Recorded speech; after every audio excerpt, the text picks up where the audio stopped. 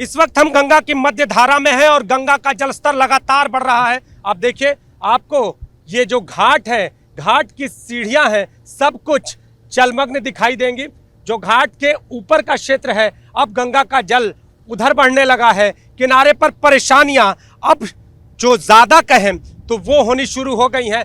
हर चीज आपको जल में विलीन होती हुई दिखाई देगी और जल पुलिस पूरी तरह से सतर्क है।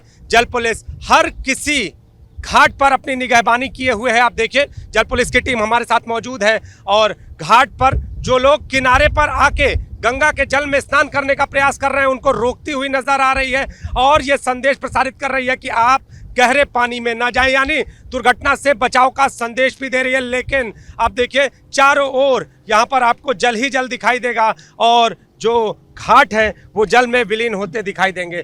तो कितनी सावधानी बरतते हैं आप?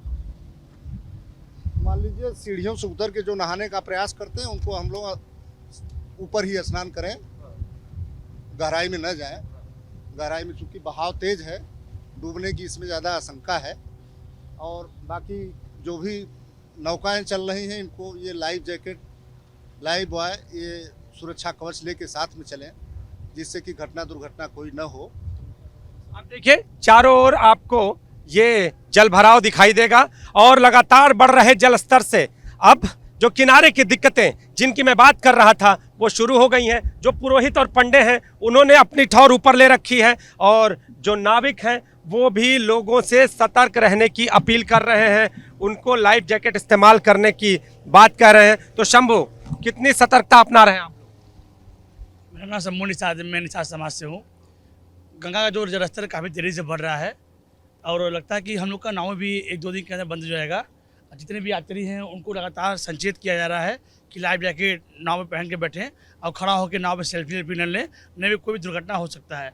हम शासन से ये अनुरोध करना चाहते हैं कि हमारी तरफ से ये हमारा सुझाव है शासन और प्रशासन से कि 1-2 दिन के अंदर हमारा नाव बंद कर दे। कोई भी घटना का हम लोग शिकार नहीं होना चाहते, क्योंकि आप लोग स्वयं से भी संज्ञान ले रहे हैं इस चीज़ का? लगातार संज्ञान ले रहे हैं, लगातार हम अधिकारियों से संपर्क में लगातार हम बात भी कर रहे हैं और लगता है कि आज या कल तक की नावें हम लोग की बंद कर दी जाएगी।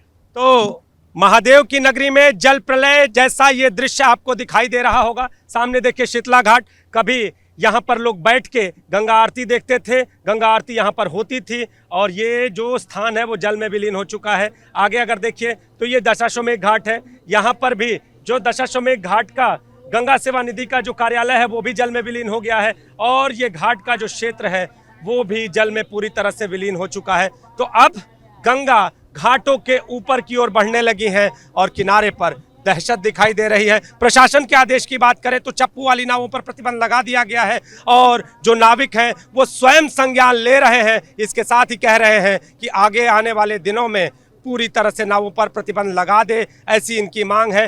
तो अब आगे ये जलस्तर और भी बढ़ने की उम्मीद है और आगे परेशानियां और भी बढ़ने वाली हैं। कैमरामैन विशेष के साथ नीतीश कुमार पांडे, एबीपी गंगा, वाराणसी।